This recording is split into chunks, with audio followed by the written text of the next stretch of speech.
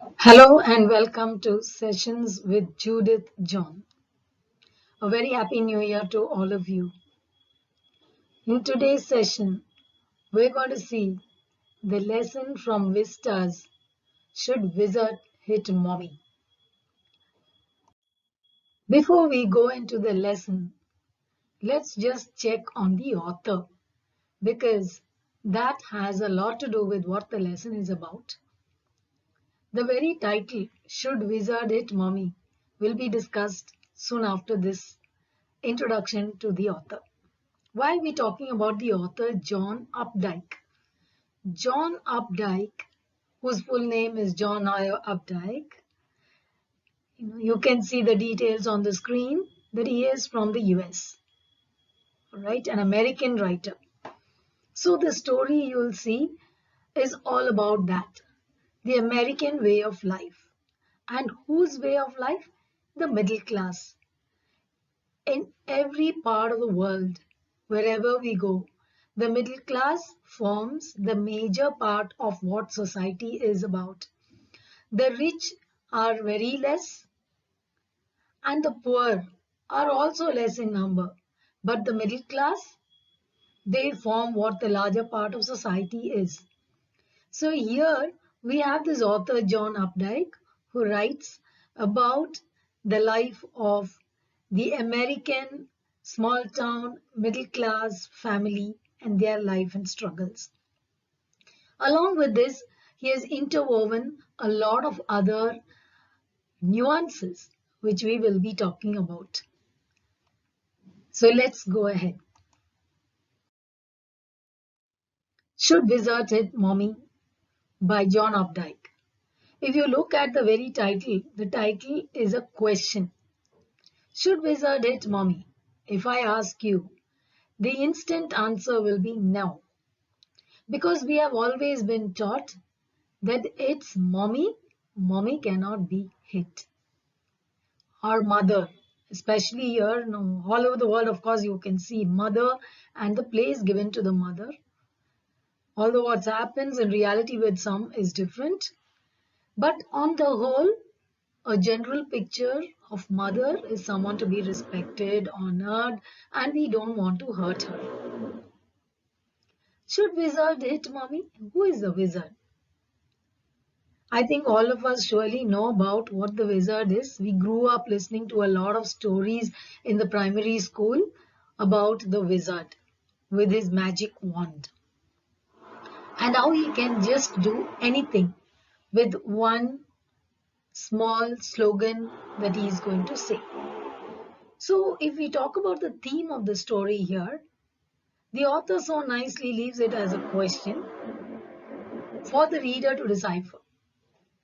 The story is about the worldview of a little child and the difficult moral question she raises. Why an adult's perspective on life is different from that of a child's, and also brings out the importance of having one's own identity. Now, that's a lot of things in one small story. It's a story. It's different because it has a story within a story. We'll see that later. So the story here is about the worldview of a little child.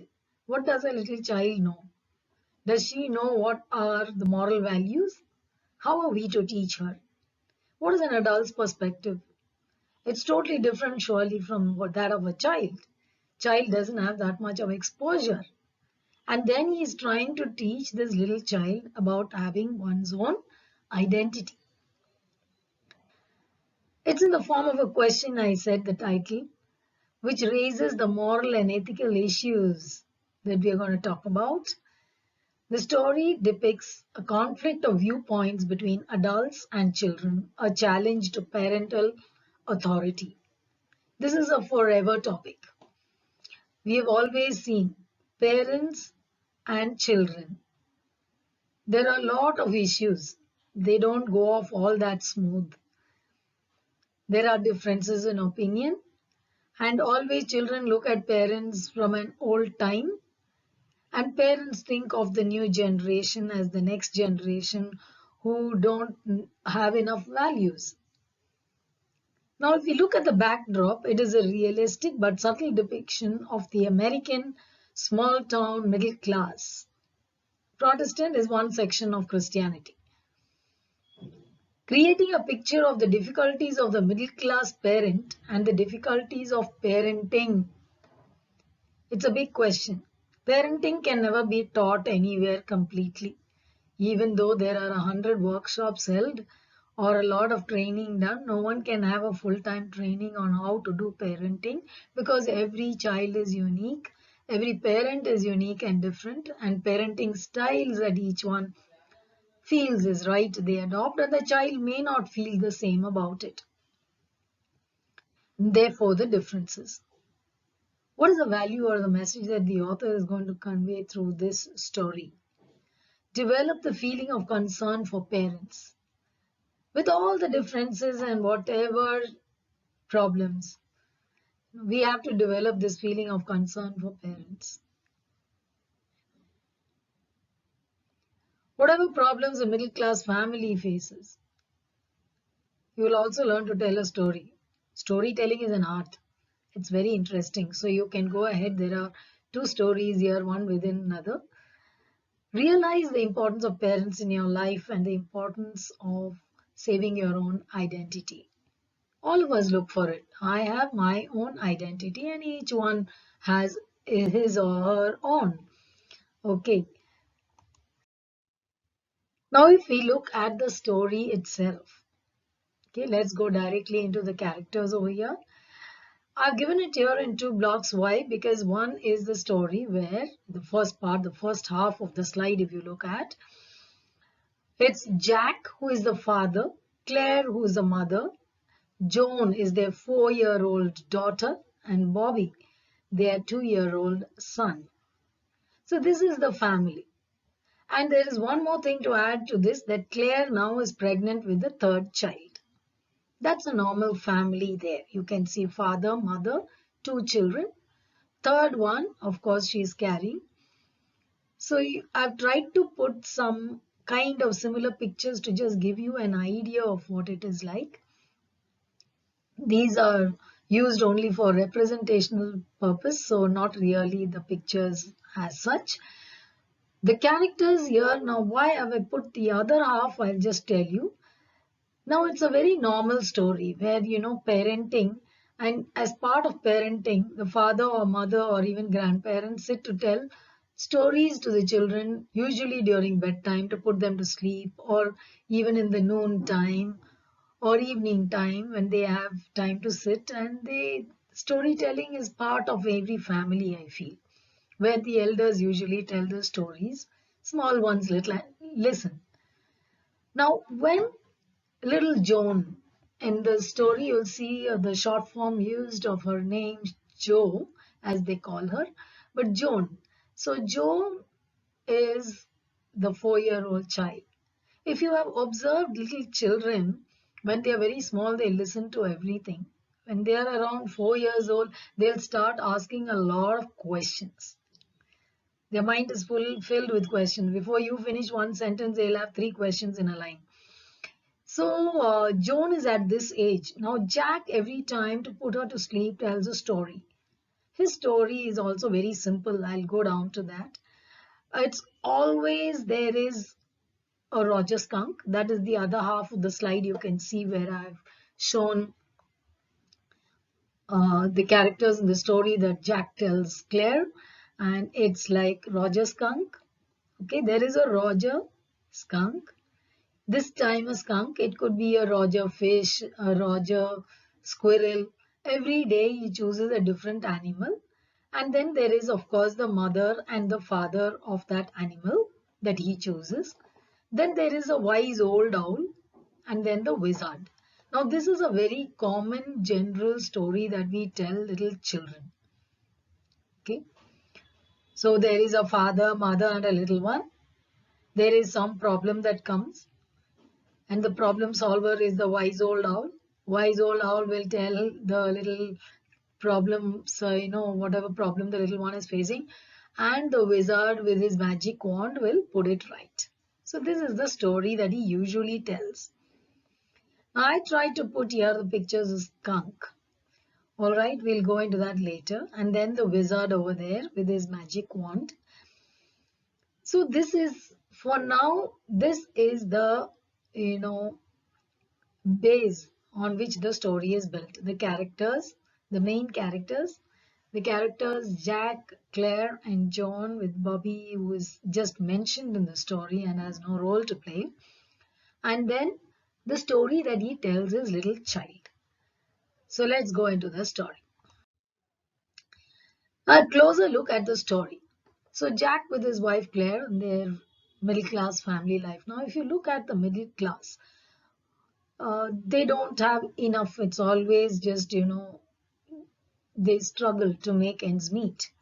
So Jack is somehow struggling to keep his family happy with whatever he can earn and make. And now they have these two children, and the third one is on the way. So his responsibilities are more. In the story, what happens is where Jack is trying to put his little daughter to sleep by telling her a story, while his wife Claire is busy painting up the furniture in the ground floor. He is on the first floor in the bedroom with a little child trying to put her to sleep by telling this particular story. So, what is Jack's story? Jack's story is this. Always it starts with once upon a time there is a Roger animal. Here today it's a skunk. And then the mother skunk and dad skunk. And then we have later to solve the problem the wise old owl and the wizard. So here the problem is, what is the problem this time with the story that he is saying? Every time he wants to introduce a new animal to the little child so that the child will learn about it. So here, skunk. What is the quality or problem of the skunk? The skunk, if you know, it smells bad. So no other friends want to come near the skunk. That is the problem. Now this little skunk wants to go out in the woods and play with all the other animals, but no one is coming near him or taking him along to play because of his bad smell. So he goes to the wise old owl for to get his problem solved. Wise old owl says, go to the wizard. Okay. And then the little thing, skunk, goes to the wizard. Wizard says, go and fetch 3 pennies from that magic well. Gives him the directions. And when he goes there and brings the 3 pennies, he uses his magic wand and changes his bad smell to the smell of roses. And then all the other animals are happy with the skunk, little skunk. They all play, enjoy all day. Evening, he returns home to have dinner, okay, with his mother and father and have a happy ending. This should be the story actually. What happens on that particular day is a little different because when he returns home, his mother is not happy with his smell. And she says, no, you're a skunk. You got to smell like a skunk. That is your identity. You can't be smelling like this. And takes the little skunk back to the wizard, hits the wizard on the head, and asks him to change the smell back to the smell of the skunk. And he does it. And they come back home. Now, little skunk is supposed to be happy with this, but he is not happy. So there is a difference of opinion where Jack tells that that is right. Mother has done the right thing and has taught his little skunk that he has to have his own identity and his own smell and not change to roses. But the little skunk is not happy, says, no one plays with me and I have no friends. So I need to smell nice and the roses was okay. So naturally, Joan doesn't agree. And she says, no, mother should be hit. Why should the wizard be hit? Mother should not be doing this and changing the smell to bad smell. Okay. So this is the issue raised. Let's go into the details. I advise all of you to keep your textbook open. It will help you. It will be easy because a lot of things have been marked over here and that's going to help you. So let's go with the textbook which I'll be showing you on the screen over here.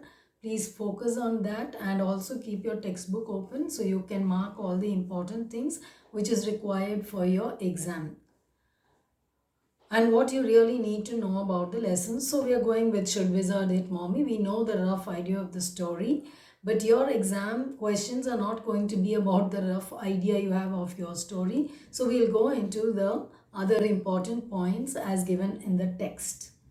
Just remember that for the board exam, it's always you being thorough with what is in the textbook.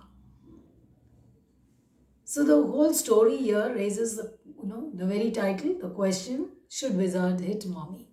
The author leaves it to the reader to decide at the end after seeing the story. So right at the beginning, we are seeing how Jack is just telling the story and all that. There are a few words you have to make note of here. First of all, here the word fatiguing, which I have highlighted here, which means tiring. Okay. So, what is really tiring for Jack to even do this whole Saturday work and storytelling and taking care of his family at home, although he has worked through the week and he's tired, therefore it's tiring for him. And sometimes he says it's nowadays almost futile, useless. See here the word is highlighted, you can see on the screen. Why does he say that? Because he says that the little child is not really going to sleep. Now, usually, when storytelling is done and children, as they are listening and halfway through, they fall asleep. But now she's growing big, so she is not sleeping. She is instead giving a little extra trouble and she asks a lot of questions.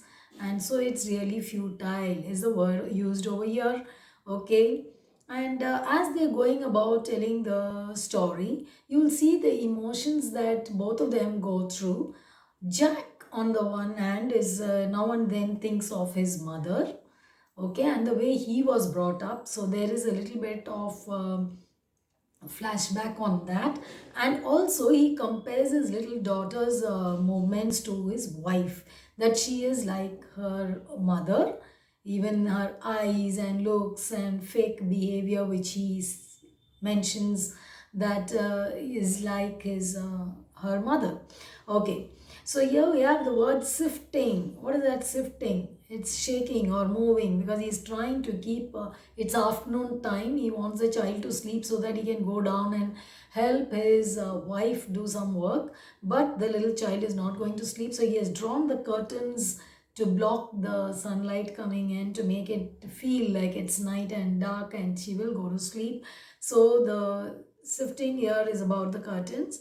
There is a mention of Bobby, who is their 2-year-old child, but now he is too small, so he's already asleep at the age of 2. Children are not going to really give that much trouble as when they are 4, when they are more active and they come up with a lot of questions, their curiosity is at its height, which of course grows with age even more. So he's trying to tell a story and goes on thinking Roger, Roger, and then arrives at skunk. Now, what's a skunk? Skunk is a small bush-tailed North American animal. Now, you'll have to somewhere relate to the American life here because the whole story is set, the backdrop is America. All right. So you see here how he makes a reference to her mother's eyes that she has, the same blue eyes that he talks about. A new animal he's introducing, the skunk, because he wants her to learn about a new animal. She is now 4 years old, going to the nursery, so she has to learn that. Now, Jack continued with zest, remembering certain humiliations of his own childhood. You must remember that when parents teach their children something, they come up with their own things which happened in their own childhood, which they don't want should ever happen to their child, and therefore they kind of put up that particular thing to the child. So, here he is talking about this. He was telling her something true, something she must know. Now, to teach a little child something true, a fact of life, which is very abstract to the child, is a difficult task. Something like having one's own identity. Now, that's something very difficult for the child. So, he is trying to teach the child this. about being humiliated, about going through all this. Now, for the little child of 4 years old, she will surely not understand all this. So finally, they're going ahead with the story. The mention of the wise old owl is here, you can see, and the wizard. Now, as he's going on with the story, the child is not going to sleep but coming up with a lot of questions. Are magic spells real? You said that the wizard is going to come up with a magic spell. Okay, so this was a new phase just this last month, a reality phase that she realized that it's not true. Okay, if you remember last year, that is class 11 poem, childhood, where the poet very clearly explains how as you grow, many things seem so false to you, which was told to you when you were a little child. So do they really? She questions, you know, and is he really? So the doubt goes on. Not very convincing anyway. Jack is not, doesn't seem to be good at it. So here he answers they're real in stories. Now that's not an answer the child will accept.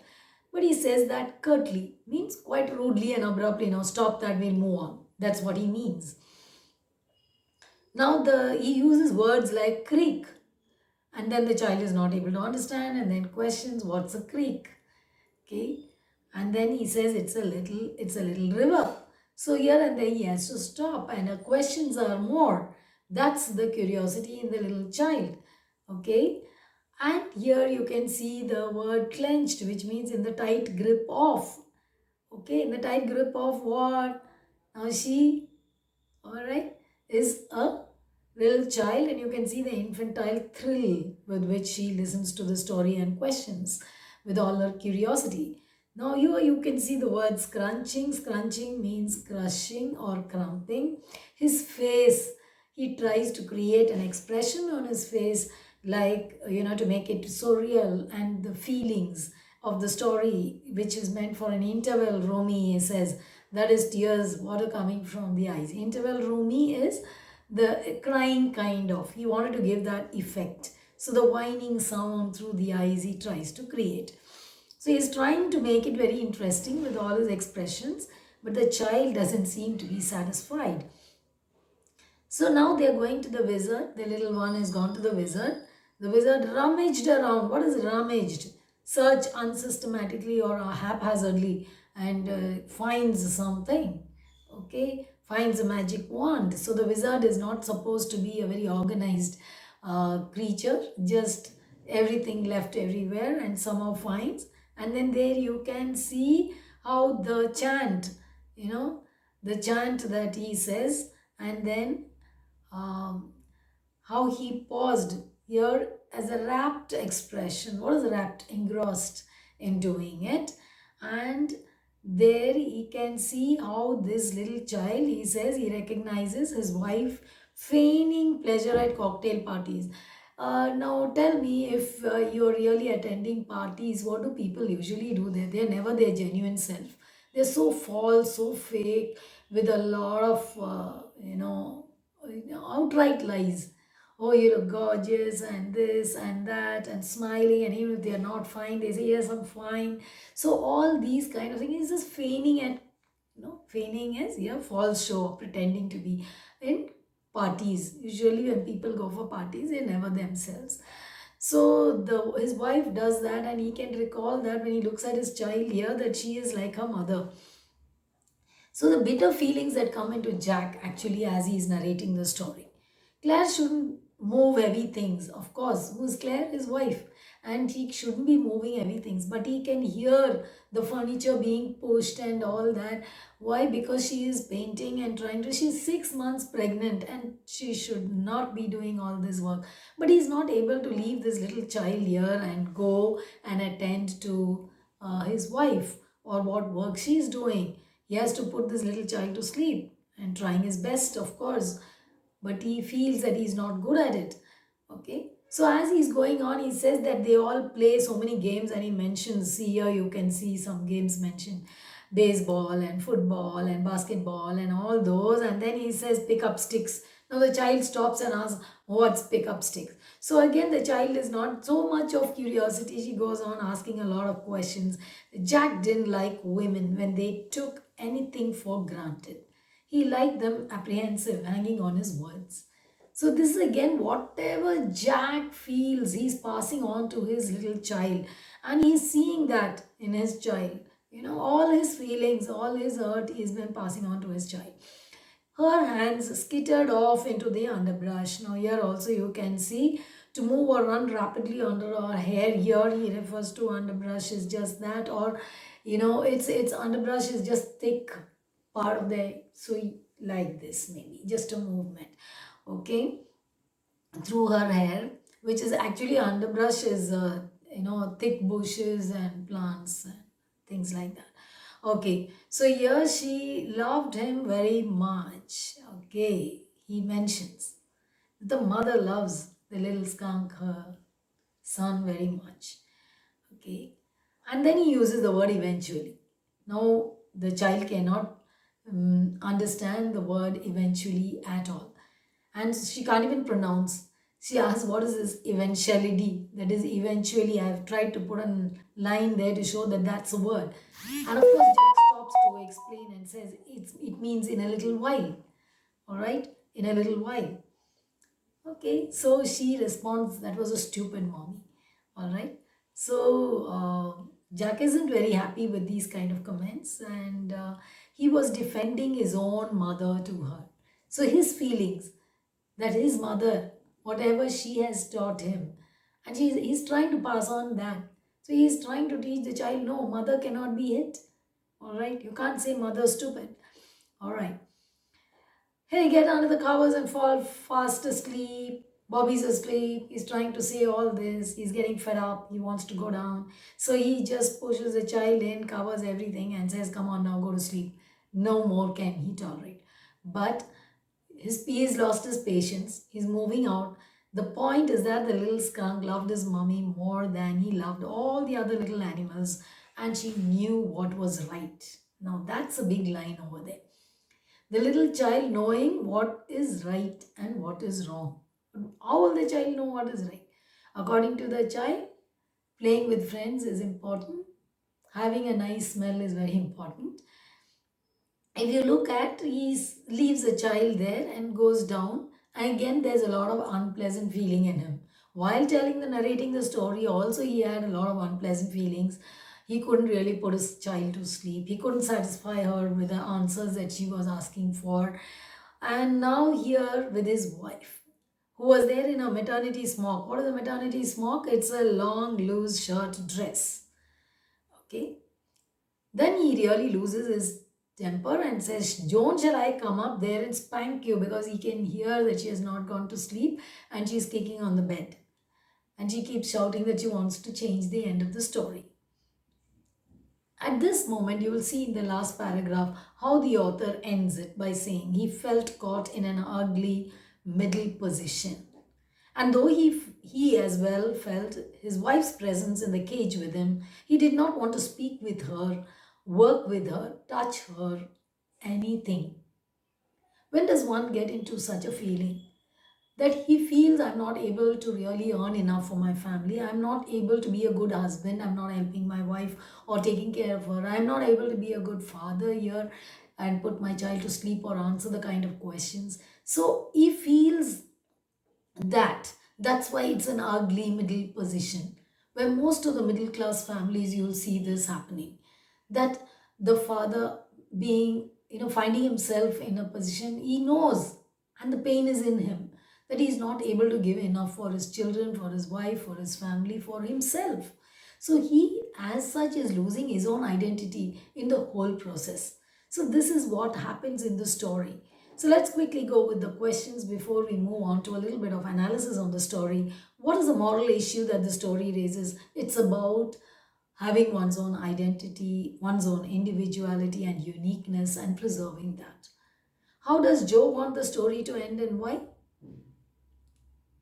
Because she wants it in an unreal. Now, children live in an unreal world. Parents try to give the best part of the world to the child. So the child knows only that.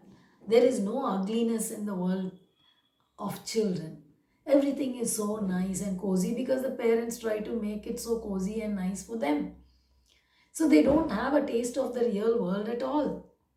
Why does Jack insist that it was the wizard that was hit and not the mother? Because his mother insists on one's identity. He reflects on his own life and his own mother and goes back to that thinking. What makes Jack feel caught in an ugly middle position? He's caught in a difficult situation between wife, children, work, and himself. So he himself is in a tight position, and therefore he is facing a lot of problem and not able to be happy with what he is able to give his wife or children. What is your stance regarding the two endings to the Roger Skunk story? According to, if we go with poetic justice, poetic justice is whatever society accepts the as such what should happen.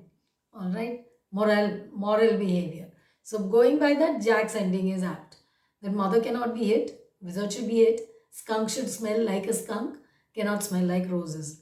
So that is the real world, not the magic world of children. So why is an adult's perspective on life different from that of a child's? Very quickly we'll see now.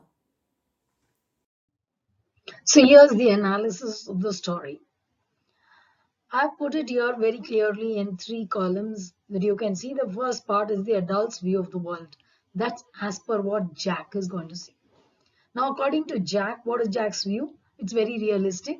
He is mature, he's an adult, he has seen enough of the world, he's got a lot of experience. His experience speaks. He understands a lot about life. So, owing to all this, his view is different. And somewhere he has learned from his mother, and whatever he feels his mother has taught is right, and he follows. Now, let's go on to the child's view of the world. That is Joan's view, or Jo, as she's called in the story. She lives in dreams and fantasies like all other little children. Children live in an unreal world. There is no ugliness in their world at all. Always, everyone who meets them, they are very sweet to them when they are little children. It's later when they grow up, they see the other side of adults that they can be bad. Doesn't know about the real world. The child really doesn't know. Child knows all about fairies and wizards and magic and everything nice. Because we as parents also try to give the child everything nice only. We never try to teach the child that there is pain, that there is something else also, there is a real world. Child has no experience of all this. Therefore, for the child, if you look at John, the smell of roses and having friends is important. Whereas Jack thinks the reality is about having one's own identity, that is stick to the bad smell. So friends are not important, but family and mother are important, and you can't hit mother. Now here, if you go on to see the moral and ethical issues that are raised, first of all, the identity crisis, individuality and uniqueness that each one fights for, and naturally what we have, the pretense by adults. He mentions about his wife feigning at cocktail parties. What is good parenting then?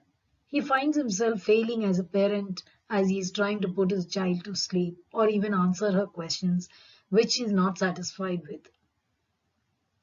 If you look at the difficulties of parenting, there can be no training, but we cannot pass on our own pains to the child. And family is important. How are we going to teach this to the child? Only with a lot of love. There is a lot of difference between moral and ethical values. Now, what is moral value? About good and being good. And ethical, when we say going with society. There are societal laws that are laid down, unsaid laws at times, unwritten laws, but society goes with it. Okay, what is accepted by law, what is accepted by society, and moral foundations, you live by your own conscience. Okay, so let us just think about this as a great lesson for life. Okay, and analyze all this. Hope all this will help you understand the lesson very well and answer all your questions in the exams also very well. Thank you. So keep watching Sessions with Judith John for more inputs to excel and stand out. You can see the WhatsApp number here on which you can contact me. You can also text your doubts and queries in the comment box or mail me at sessionswithjudithjohn@gmail.com. For any kind of requirement, a discussion about English, anything related to English, or even your personal life problems, I can do a little bit of counseling on that. Or for online tutorial requirements, even for doubt clearing sessions, please do contact me. Until then, bye.